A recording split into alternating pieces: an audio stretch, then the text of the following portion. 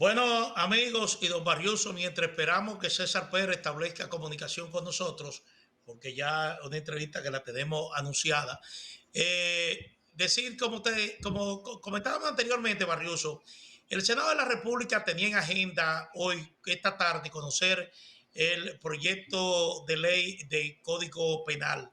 Es un proyecto que ha generado mucha controversia, sobre todo entre los sectores que entienden que debe ser modificado por el Senado de la República y quienes entienden que debe ser aprobado tal y como fue remitido por la Cámara de Diputados. Uno de los argumentos que se grimían era de que incluso las recomendaciones que había hecho la Procuraduría General de la República para ser introducidas al Código Penal no habían sido tomadas en cuenta. Pero el presidente de la Cámara de Diputados, Alfredo Pacheco, ha dicho que ese hemiciclo en su momento conoció de una comunicación de la Procuradora General Miriam Germán, donde hacía una serie de observaciones al Código Penal y que esas observaciones que hizo la Procuradora General de la República fueron tomadas en cuenta por la comisión de semiciclo que estudió la pieza. La otra parte de la controversia surge a propósito porque hay quienes entienden que el Senado de la República debe tomar en cuenta igualmente las sugerencias que se hicieron durante las vistas públicas que convocó la comisión especial que fue constituida para igualmente examinar la pieza a nivel de la Cámara Alta y que de no hacerlo ese Código Penal saldría con graves distorsiones que no es a lo que aspira la sociedad dominicana. Hay que recordar que el presidente de la Cámara del Senado, Eduardo Estrella, dijo que iba a dar un compás de espera para ver si era posible que en ese hemiciclo se conociesen de esa propuesta de reformas, pero al parecer, ya en la tarde de hoy, el Senado va a conocer el informe de la comisión especial y el informe de esa comisión especial lo que plantea es que sea aprobado tal y como llegó de la Cámara de Diputados. Hay un número importante de senadores que totaliza las dos terceras partes que están de acuerdo ya con que se apruebe el Código Penal tal y como llegó de la Cámara de Diputados, sobre todo tomando en cuenta de que si no lo hacen el 16 de este mes, es decir, el próximo lunes, ese código sencillamente perime y entonces habría que reintroducirlo nuevamente al Congreso Nacional y al parecer hay senadores que no están por dejar que el código perima, sino conocerlo ahora y que posteriormente se evalúen si es preciso hacerle modificaciones varios. Bueno, mira, yo pienso que este código va a tener como una especie de complejo de plátano, porque en caso que pasara en esta legislatura, será sancochado. Eh, Va a tener bastante Todavía agua usted, hirviendo, pero lo veo complicado porque estos códigos, a mi manera de ver, deben ser tratados con mucha responsabilidad.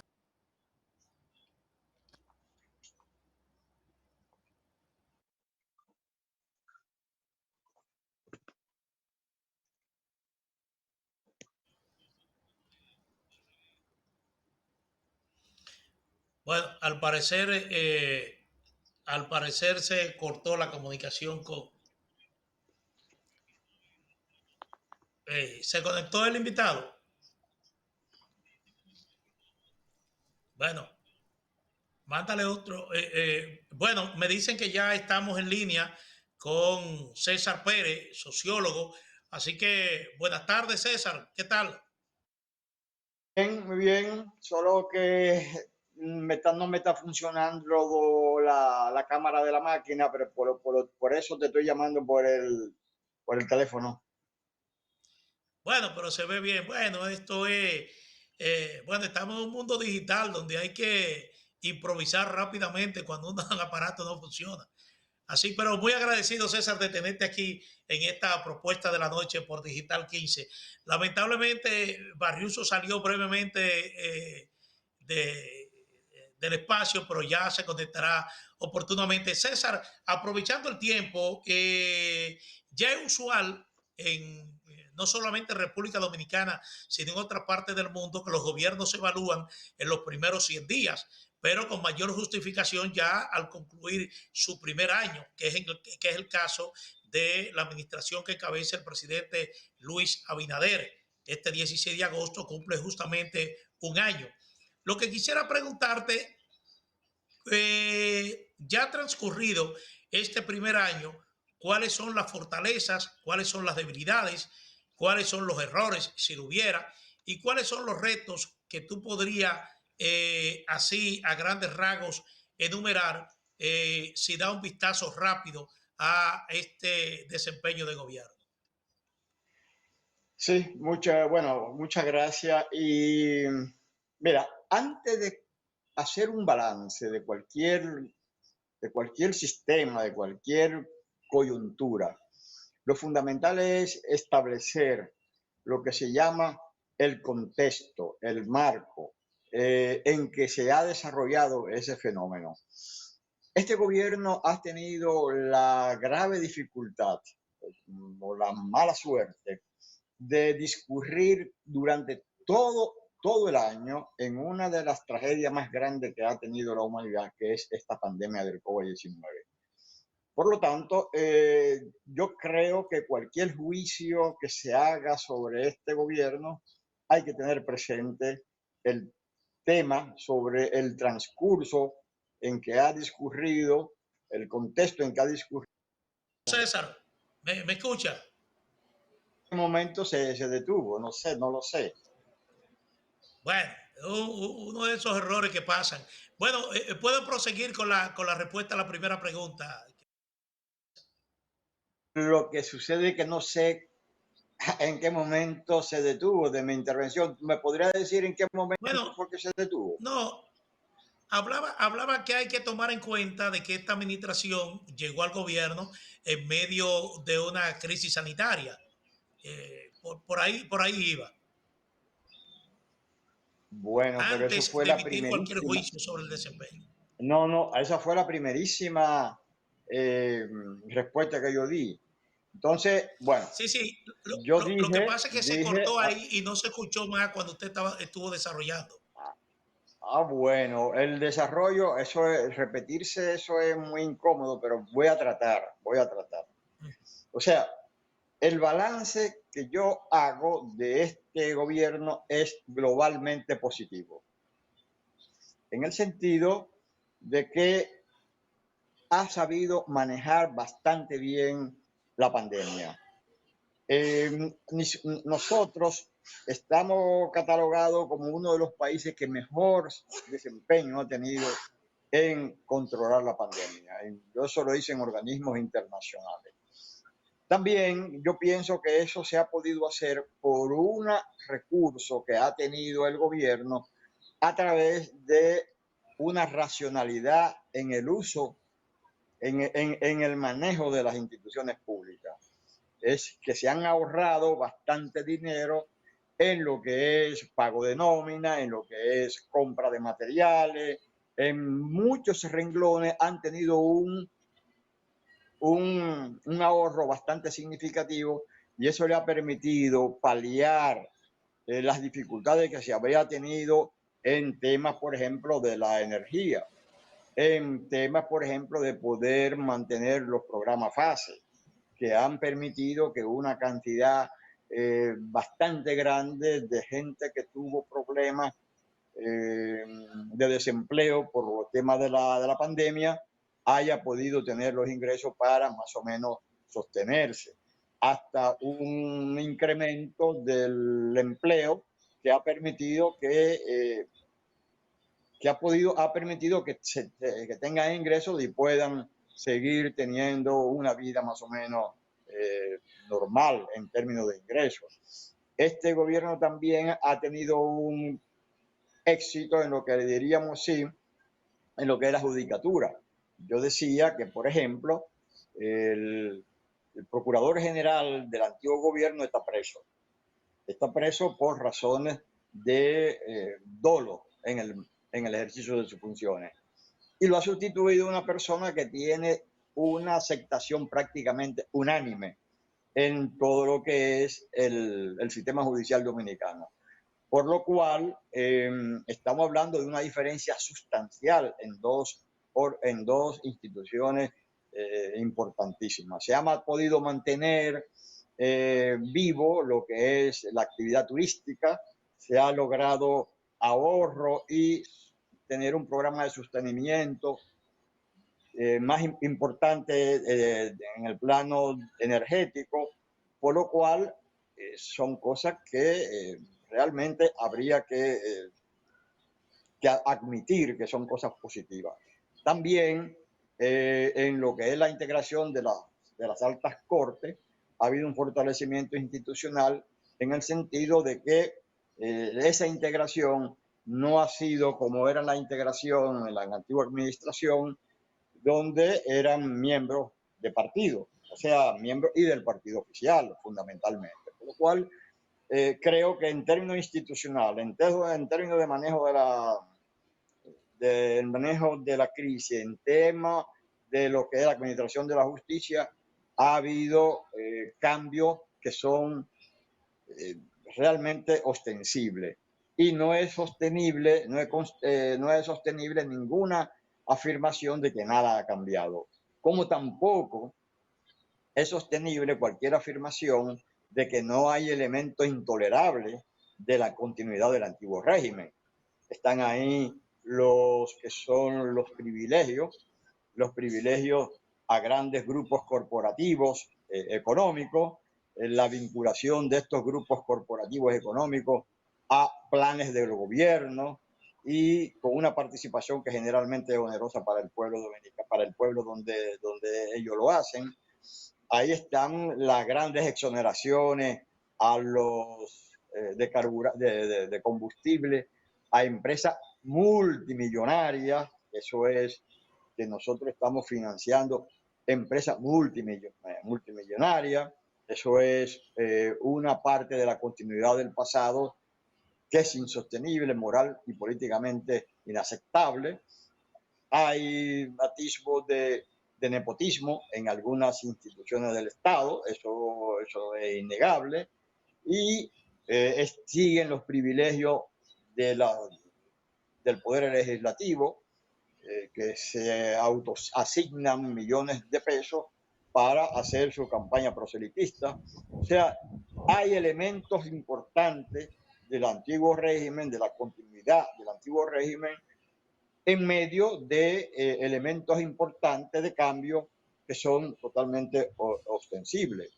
Por lo cual, estos elementos de la continuidad no opacan elementos importantes de lo que son, se pueden decir como elementos de cambio.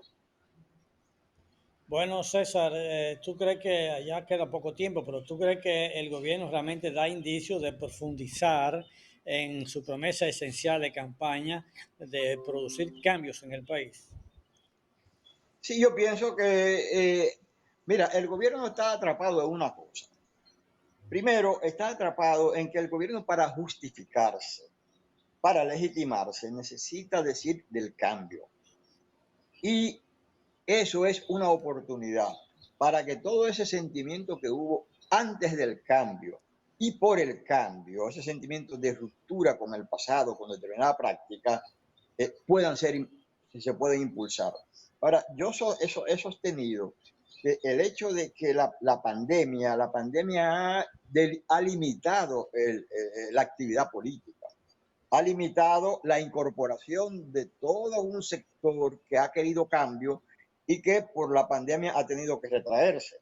Por lo cual, en la medida vaya pasando los efectos de esta pandemia, en esa medida puede irse incorporando a la exigencia y a obligar al gobierno a que mucho de sus promesas de campaña la cumpla efectivamente. Y que no solamente el gobierno, sino instituciones del gobierno como el Congreso asuman lo que fueron posiciones de campaña de la oposición de la cual formó parte y mayoritaria el PRM. Cuando hablo de eso, de la obligación a ese sector del Congreso, estoy hablando de que este Congreso no puede hacer no puede olvidar lo que son los temas de, de las tres causales, no puede olvidar eso del barrilito, del cofrecito, y eso se ha mantenido y lo han mantenido, yo creo, en gran medida por la limitada irrupción de las masas, del pueblo, de la comunidad, en lo que es la vida política. Una cosa, la política se hace en las calles, básicamente, y donde eso fue ostensible fue en el antiguo gobierno. Si el antiguo gobierno fue derrotado básicamente con acciones de calle, y las calles fueron tomadas por el COVID, por lo cual sacó a la gente. En la medida el COVID vaya disminuyendo, en esa medida otra vez a la actividad, al cara a cara, podrá expresarse en los términos de la política. Política es acción. Sí. Pero César, los retos no parecen tan halagüeños. Por ejemplo, si se podría hablar de un tema que ha generado mayor controversia cuando se enjuicia al gobierno, es el tema del endeudamiento externo. Es decir, en este contexto es mucho los préstamos que se han tomado para encarar lógicamente una deficiencia interna, es decir, la caída de las recaudaciones al principio, porque ya se está hablando de que tenemos una recuperación en términos fiscales. Y también se habla de que ya para el próximo año se va a tocar un tema que es, como se podría denominar, tierra movediza. Es decir, se está hablando de una reforma fiscal que uno no sabe hasta qué punto la opinión pública, la gente va a aceptar esa propuesta de reforma fiscal. Es decir, esos son retos que, como te dije, van a generar mucho ruido. Me parece muy atinado tu juicio. Son retos. Me parece que el endeudamiento ha sido algo, como tú muy bien dices, forzoso. ¿Hasta qué punto mantenerlo? Yo no, me parece que es muy difícil. Es muy difícil que se mantenga porque realmente cómo nosotros, cómo tú vas a poner la sociedad a futuro a pagar algo que realmente es una burbuja. O sea, ¿cómo tú lo vas a poner a pagar un préstamo con lo cual no se sabe de dónde habrán los recursos para hacerlo? El otro tema, el tema del fiscal, del pacto fiscal, es un tema muy paliagudo que me parece que la gente no le ha dado mucha mente, y es el siguiente. Cualquier pacto político es entre fuerzas políticas. Y nosotros estamos en una situación de mucha dificultad de las fuerzas políticas. Un pacto es en gran medida con la oposición política. La oposición política está en extremo debilitada. Entonces, y que no se va a venir en esa situación de debilidad a pactar. Por lo cual es un ejercicio, un reto de cómo hacer tú un ejercicio de llegar a un pacto político con fuerzas políticas debilitadas. Eso hasta ahora no se vislumbra. Yo no sé cómo podrán resolverlo, pero de que es necesario plantearse en términos muy global, muy general, una modificación del fisco, fiscal, eso es fundamental. Pero jamás hacerlo como se intentó ahí en Colombia, poniéndole la carga al pueblo. Eso es el gran reto, la gran incógnita que debería despejar este gobierno. Bueno, lamentando mucho, César, que no pudimos agotar la agenda que teníamos contigo debido a estos problemitas técnicos que surgieron, pero ya nosotros vamos a ver si te contactamos ya más adelante para ver si podemos ya completar la agenda completa. Es decir, porque hablar del desempeño de un gobierno de un año no es para limitarlo a 2 o 3 preguntas. Así que muchísimas gracias por tu participación aquí en Propuesta de la Noche y te prometemos que te estaremos contactando ya próximamente. ¿Está bien? Muy bien, muchas gracias. Hasta luego. Adiós, adiós Ángel, que no nos vemos hace mucho tiempo. Adiós, César. Así es, aprecio y abrazos. Buenos amigos. Igual. César Pérez, así que Ángel Barrioso, un servidor Manuel Jiménez, agradecemos como siempre su sintonía y los esperamos siempre de lunes a viernes de 6 a 7 de la noche para que estén con nosotros aquí por Digital 15. Muy buenas noches.